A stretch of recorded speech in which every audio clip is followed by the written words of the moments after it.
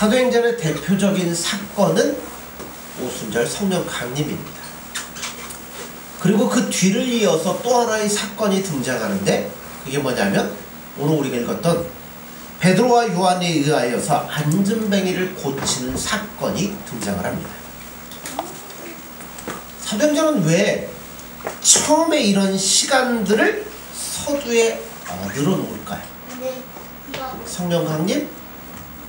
이죠? 왜 이런 것들을 서두에다 놓고 시작을 할까요? 이런 일들은 복음서에서도 비슷하게 나타납니다. 예수님을 보면 알아요. 예수님이 복음을 전하시고 가르치시고 기적을 일으키시며 귀신을 쫓아내십니다. 그러나 이것이 예수 믿으면 행복하고 병에도 안 걸리고 꼭 귀신이 쫓겨난다 이렇게만 말할 수는 없는 겁니다. 사도행전 3장에 나오는 베드로와 요한에 의해서 안진뱅이를 고치는 사건과 똑같은 사건이 마태복음에도 있어요. 자, 한번 보죠. 마태복음 4장 23절에서 24절입니다.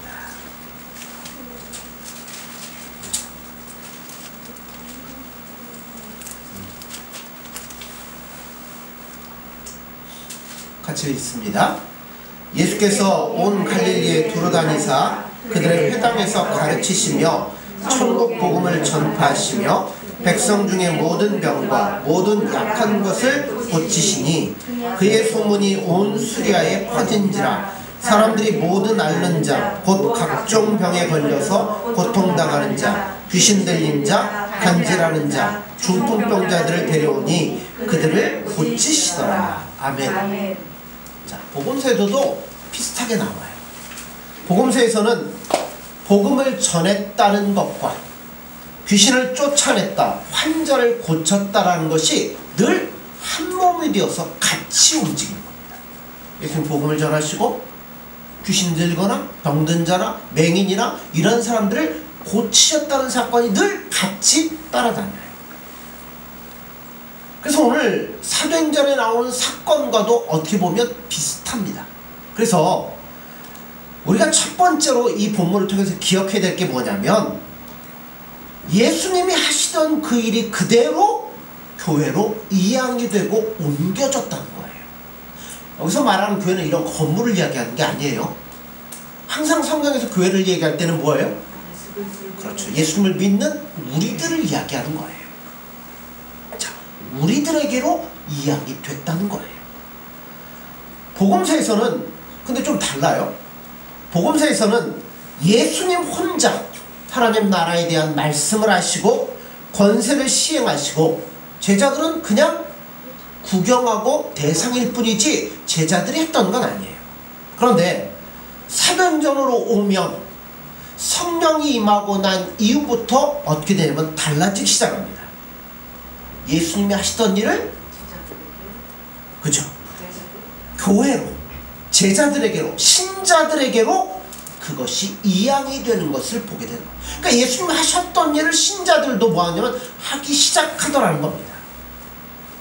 그리고 여기서 바로 오늘날 교회가 가져야만 되는 책임이 무엇인지 권리가 무엇인지 우리가 행해야 될 것이 무엇인지를 비로소 보게 된다는 거예요. 그게 뭘까요? 오늘 그거를 찾아보려고 하는 거예요. 자, 마태복음 피고 계시죠? 3장 13절에서 16절입니다. 마태복음 3장 13절에 16절 같이 읽습니다.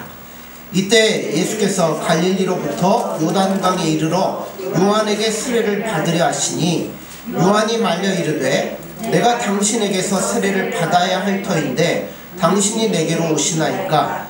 예수께서 대답하여 이르시되 이제 허락하라. 우리가 이와 같이 하여 모든 의를 이루는 것이 합당하니라 하시니 이에 요한이 허락하는지라. 예수께서 세례를 받으시고 곧 물에서 올라오실새 하늘이 열리고 하나님의 성령이 비둘기같이 내려 자기 위에 임하심을 보시더니. 아멘. 자, 예수님의 공생의 삶을 시작하면서 제일 먼저 했던 게 뭐예요? 요한에게 세례를 받으시는 사건입니다. 그리고 4장으로 가면 우리가 읽지는 않았지만 어떤 사건이 나와요? 그렇죠. 사탄에게 시험을 받으시는 사건이 나오고 그 뒤부터 복음을 전하시기 시작합니다. 자, 세례를 받을 때 뭐가 임했어요? 성령이 비둘기처럼 임했죠. 사도행전에 제자들이 복음을 전하기 전에 뭐가 임했어요? 성령이 임하시고 제자들이 복음을 전하고 이적들이 나타납니다. 똑같아요. 그러니까 어떻게 보면 사도행전은 예수님의 공생의 사역을 염두에 두고 시작부터 이렇게 기록을 한 것 같습니다. 성령이 임하고 천국 복음을 전하되 그 전함으로 말미암아 나오는 기적이 한데 어우러져서 나온 것으로서 사도행전을 기록하고 있습니다. 자, 성전 미문에 앉은 안진맥에게 베드로와 요한이 뭐라고 그래요? 나는 은과 금은 없지만 뭐는 있다고요? 나사렛 내게 있는 나사렛 예수 이름으로 명하노니 일어나 걸으라고 했어요. 자, 은과 금은 없지만 그들에게 있는 권세가 뭘까요? 예. 이 권세가 뭐냐를 우리가 정확히 알아야 돼요. 그러기 위해서는 옛날에 예수님 우리에게 오셔서 하셨던 일, 이제 우리가 구원함을 받고 도대체 뭘 위해서 예수님이 우리를 불렀느냐 하는 일을 아셔야 된다는 거죠. 그래서 여러분 귀신을 쫓아내거나 기적을 일으키는 것이 도대체 뭐길래 예수님의 공생의 사역의 말씀을 전하실 때 항상 따라다녔을까요? 왜 이것이 뒤섞여 나오는 것인지를 알아야만 된다는 겁니다. 사도행전도 마찬가지로 시작이 되잖아요. 복음을 전하는 것과 그 일을 시행하는 일에 있어서 왜 이런 기적들이 도입되어야 하는 것인가 하는 것을 알아야만 그 권세가 뭔지 이게 무엇인지를 우리도 정확하게 알 수 있다는 겁니다. 일단 우리가 먼저 생각해야 될 게 뭐냐면 기적이 우리로 하여금 불행을 면하게 하고 행복하게 살게 하는 것만이 1차적인 목표가 아니라는 거예요. 자, 성경을 보죠. 마태복음 12장 22절에서 29절입니다.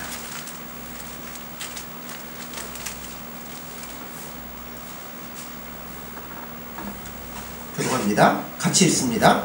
그때 귀신 들려 눈 멀고 말 못하는 사람을 데리고 왔거늘 예수께서 고쳐주심에 그 말 못하는 사람이 말하며 보게 된지라. 무리가 다 놀라 이르되 이는 다윗의 자손이 아니냐니 바리새인들은 듣고 이르되 이가 귀신의 왕 바알세불을 힘입지 않고는 귀신을 쫓아내지 못하느니라 하거늘 예수께서 그들의 생각을 아시고 이르시되 스스로 분쟁하는 나라마다 황폐해질 것이요 스스로 분쟁하는 동네가 집마다 서지 못하리라. 만일 사단이 사단을 쫓아내면 스스로 분쟁하는 것이니 그리하고야 어떻게 그의 나라가 서겠느냐.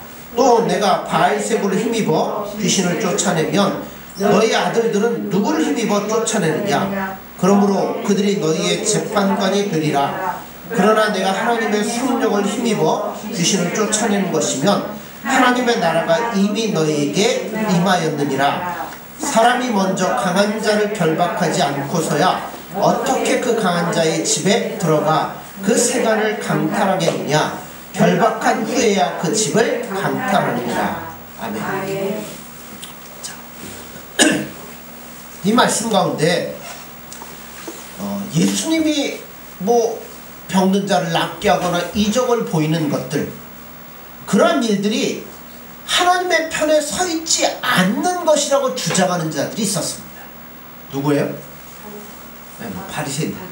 쉽게 얘기하면 그 당시 종교 지도자들과 권세자들은 어떻게 해서든 예수님을 뭘로 몰아야 돼요? 나쁜 사람으로 몰아야 되는 입장에 있습니다. 그런데 눈앞에 실제적으로 기적이 일어나니까 이걸 어떻게 설명할 길이 없어요. 그래서 뭐라 그래요? 네. 귀신의 왕 바알세불을 힘입어서 귀신을 쫓아내는 것이라고 그들이 예수님께 뭐라고 그래요? 귀신 들렸다고 하는 얘기야. 얘에 대해서 지금 뭐라고 대답해요? 귀신이 서로 싸울 리 없고, 서로 싸우면 둘 다 망한 거니까 왜 싸우겠느냐는 겁니다. 그리고 기적이 나타나는 것은 빛이 비추는 곳에 어둠이 쫓겨가는 것과 같은 이치라고 예수님 말씀을 합니다.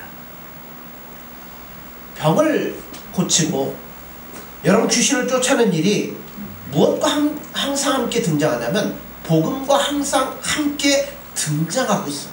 그 일이 뭐냐는 거죠. 우리를 생각해보면 알아요. 자, 우리가 예수님을 믿기 전에는 누구의 종이었어요? 네, 사탄과 사망과 여러분 죄악의 종된 자들이었습니다. 그런데 그런 우리를 예수님께서 구원하시려면 먼저 우리를 붙잡고 있는 주인을 무너뜨리지 않으면 안 된다는 거예요.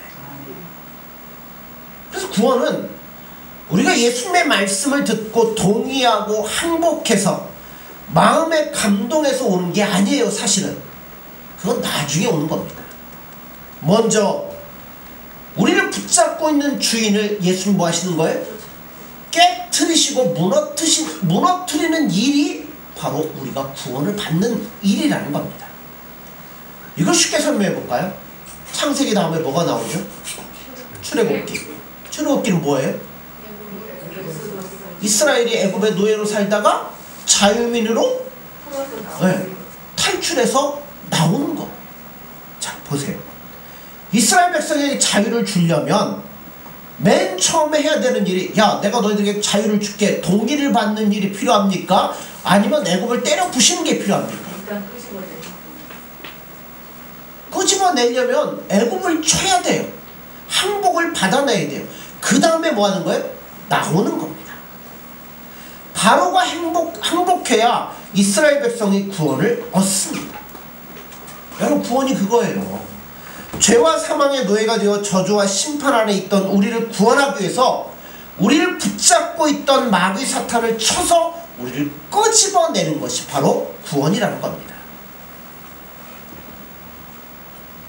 그래서 그것이 복음이라는 뜻이 이런 기적으로 설명이 되는데, 자, 먼저 우리가 꼭 기억해야 될 게 뭐냐면 하나님 나라가 들어와 이 흑암의 권세를 깨트려 우리를 꺼내는 문제라는 것을 항상 먼저 기억해 두셔야 됩니다. 골로새 1장 13절에 보면 그가 우리를 흑암의 권세에서 건져내사 그의 사랑의 아들의 나라로 옮기셨느니라 라고 말씀해요. 구원을 설명하는 데는 우리의 동의, 결심의 문제가 아니라 제3자끼리의 문제라는 것. 예수님과 사탄, 하나님과 마귀와의 문제라는 겁니다. 베드로와 요한이 안진뱅이를 향하여 명령하는 것도 바로 이러한 권세라는 겁니다. 교회와 신자는 어떻게 보면 이런 권세를 가져야 돼요. 그렇다고 우리가 막 귀신을 쫓아, 그걸 얘기하자는 게 아니에요. 뭘 얘기하는 거냐면 우리가 원래는 누구에 잡혀 있었다고요? 사단에게 잡혀 있었어요.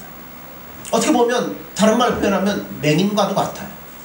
자, 우리는 눈을 뜨니까 빨간색이 뭐고 하얀색이 뭐고 노란색이 뭐니 다 알죠. 근데 눈을 감고 있는 사람은 아무리 설명을 해도 몰라요. 색이 뭔지도 몰라요. 그러려면 야, 이게 빨간색이다, 노란색이다 설명하려면 뭐 해야 돼? 먼저 눈을 띄워줘야만 이게 빨간색인지 파란색인지 분별할 수 있다는 겁니다. 우리가 죄악의 노예로 사로잡혀 있을 때는 하나님이 누군지, 예수님이 누군지, 구원이 뭔지, 복음이 뭔지 아무리 설명해도 못 알아들어요. 그래서 복음을 전하는데 뭐가 따라간다고요? 이적과 기적이 따라나가는 이유가 뭐냐면 그들을 붙잡고 있는 것, 그들을 사로잡고 있는 것들을 깨트리는 역사가 일어나야 된다는 이야기입니다. 그래서 그런 권세를 우리에게 주셨다는 것은 우리가 기도하면 귀신이 뭐 쫓겨나가고 맹인이 눈을 뜨고 그걸 이야기하자는 게 아니라 그들을 붙잡고 있는 흑암의 세력들을 물리치는 일을 누가? 예수님 우리에게 주셨다는 이야기예요. 어떻게 해야 될까요, 이거? 어떻게 하면 이 능력이 발휘가 될까요? 기도하고요? 막 세게 하면 되나요?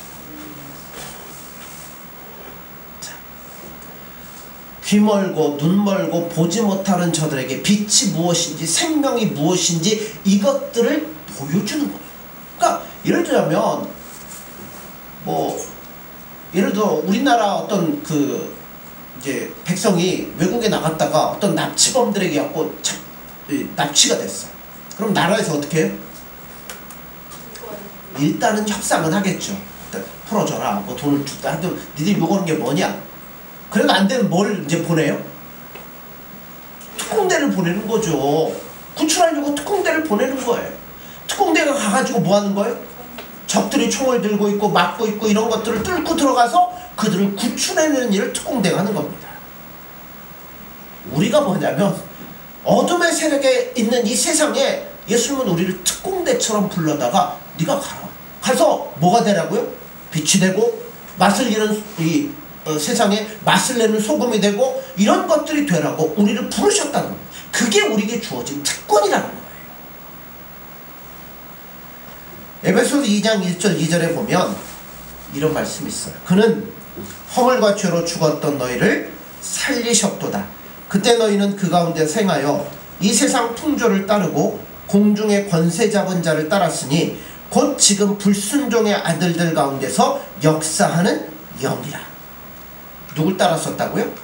공중의 권세 잡은 자, 사탄 마귀의 노예였었다는 겁니다. 또 있습니다. 그러므로 내가 이것을 말하며 주 안에서 증언하노니 이제부터 너희는 이방인의 그 마음에 허망한 것으로 행함같이 행하지 말라. 그들의 총명이 어두워지고 그들 가운데 있는 무지함과 그들의 마음이 굳어짐으로 말미암아 하나님의 생명에서 떠나 있도다. 그들이 감각 없는 자가 되어 자신을 방탕에 방임하여 모든 더러운 것을 욕심으로 행하되. 불신자들의 모습이 뭔가를 지금 설명을 하고 있어요. 그러면서 마지막으로 주신 말씀이 너희가 전에는 어둠이더니 이제는 주 안에서 빛이라. 빛의 자녀들처럼 행하라. 여러분, 불신자와 신자들을 나누는 가장 중요한 설명입니다. 그러니까 이런 거예요. 빛이다. 마태복음에 보면 너희는 세상의 빛이요 소금이라 말씀을 합니다. 그러니까 우리가 세상에 뭐라는 걸 알아요? 빛이라는 것을 알고 있는 자들입니다. 생명이 뭔지, 영원이 뭔지, 절대적인 게 뭔지, 죽음 이후에 뭐가 있는지 이런 모든 것들을 우리는 뭐예요? 알고 있는 자라는 겁니다. 그런데 불신자들은 이것에 대해서 전혀 몰라요. 감각도 없고 모르고 있다는 겁니다. 그래서 왜 옛날에 뭐 천호식품인가 뭐 이렇게 그 회사 사장 나오고 뭐 선전하는 거 있죠. 아 좋은데 뭐 좋은데 이걸 뭐 이렇게 얘기하는 게 있잖아요. 방법이 없어요. 우리는 알고 있는데 저들에게 가르쳐주고 싶은데 방법이 없다는 겁니다. 그래서 뭐가 도입이 되는 거예요? 기적이 도입이 되는 겁니다. 무슨 얘기냐면 야 하나님이 계시고 영원한 세계에 있고 죽음 후에 천국이 있어. 그 사람들 뭐라 그래요? 이 길은 뭐가 있냐? 그러죠. 그럼 뭐 해야 돼요? 뭐 하면 돼? 보여주면 돼요. 야 네가 알고 있는 게 전부가 아니다. 네가 모르는 게 얼마든지 있다. 이거를 보여주는 거예요. 죽음이 끝이냐? 아니다. 영원한 생명이 있고 내세가 있고 우리가 알고 있는 체계, 우리가 알고 있는 질서, 법, 니네가 알고 있는 게 전부가 아니라는 걸 보여주려면 이걸 뛰어넘는 뭔가가 나타나야 된다는 거죠. 그래서 복음이 전파되는 곳에 항상 뭐가 따라가요? 기적이 따라가게 되는 겁니다. 그런데 여러분, 신앙의 궁극적인 목표는 단순히 병의 치료에 있지 않고 영혼을 준비하도록 하는 데 있다는 거예요.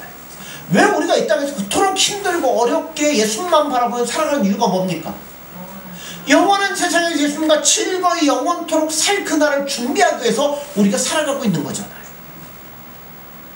이걸 뒤집어 놓고 볼까요? 세상 편하고 육신 편하면 예수님 찾습니까? 안 찾습니까? 안 찾아요. 죄송하지만요, 여러분들 힘들고 어려서 이 자리에 오셨다면 그거 감사한 일이에요. 왜냐하면 예수님이 나를 그렇게 사랑하시니까.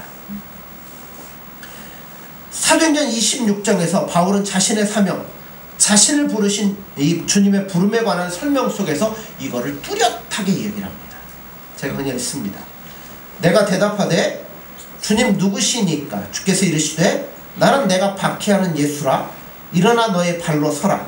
내가 네게 나타난 것은 곧 내가 나를 본 일과 장차 내가 네게 나타날 일에 너로 종과 증인을 삼으려 함이니 이스라엘과 이방인들에게서 내가 너를 구원하여 그들에게 보내어 그 눈을 뜨게 하여 어둠에서 빛으로 사탄의 권세에서 하나님께로 돌아오게 하고 죄사함과 나를 믿어 거룩하게 된 무리 가운데서 기업을 얻게 하리라 하더이다. 어둠에서 빛으로 사단의 권세에서 하나님께로 돌아가게 하겠다는 거예요. 성경의 복음 증거는, 우리 이렇게 생각하시면 안 돼요. 무감각하고 관심 없는 한 영혼에게 가서 갖은 수단을 써서 녹여서 예수를 믿게 하는 게 아니에요. 우리가 복음을 증거하다 보면 방법론적으로는 그렇게 할 수 있어요. 예를 들자면, 당신 아프지 않습니까? 예수 믿으면 병이 나을 수 있습니다. 복음을 증거하는데 방법론적으로 병을 낫기 위해서, 아니면 외로움을 달래기 위해서, 사업의 성공을 위해서 교회에 오도록 할 수는 있어요. 그런데 그것이 신앙의 내용이 되면 안 되는 거예요. 병 낫는 게 내 신앙의 목표가 되고, 여러분 사업 잘 되는 게 신앙의 목표가 되고, 여러분 뭐 이런 것들이 목표가 되면 그거는 안 된다는 거예요. 왜냐하면 성경은 결코 우리는 이 땅에 뭐라고 그랬어요? 나그네라고 그랬잖아요. 잠시 있다 갈 거예요. 머물다 갈 거예요. 우리 영원한 것은 저 영원한 나라에 있어요. 그러니까 이 땅에 있는 것에 예수님은 초점을 맞추지 않는다는 겁니다. 성경이 1차적으로 우리에게 명한 일은 우리만이 세상의 빛이고 소금이라는 겁니다. 저 악한 무리들이 자기 휘하에 눈멀게 하고 복음을 못 듣게 그들의 재산을 지키고 있는 곳에 우리만이 돌격대가 되어서 그들을 가두고 있는 것들을 깨뜨리고 그들을 빛의 세계로 끌어올 수 있는 특권을 예수님이 우리에게 주셨다는 겁니다.